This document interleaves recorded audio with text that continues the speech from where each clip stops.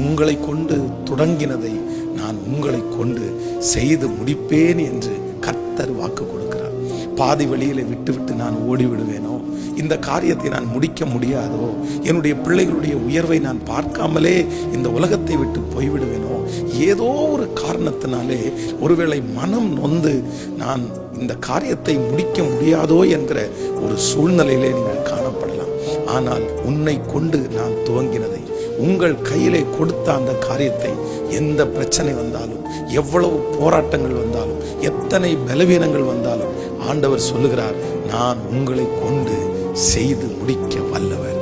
என் கையினாலே எத்தனையோ துவங்கினேன், எத்தனையோ தரிசனம் எனக்குள்ளே இருந்தது. ஆனால் இப்பொழுது நான் நினைக்கிறேன், இதெல்லாம் என்னால் முடிக்க முடியாது. நான் எப்படி முடிப்பேன்? என் சரீரம் அதற்கு பலன் இல்லை, என் மனதிலே அதற்கு பலன் இல்லை, என் கையிலே பணம் இல்லை, எனக்கு நல்ல வேலை இல்லை. அன்னைக்கு எல்லாமே இருந்துச்சு, ஆனா இன்னைக்கு ஒன்றும் இல்லை. நான் எப்படி செய்து முடிப்பேன்? கர்த்தர் உங்களை பார்த்துதான் வாக்கு கொடுக்கிறார். பணத்தை பார்த்தல்ல, உங்களுடைய திறமையை பார்த்தல்ல, உங்கள்கிட்ட எவ்வளவு இருக்குது என்று பார்த்தல்ல. இந்த தரிசனத்தை கொடுத்தவர் கர்த்தர்.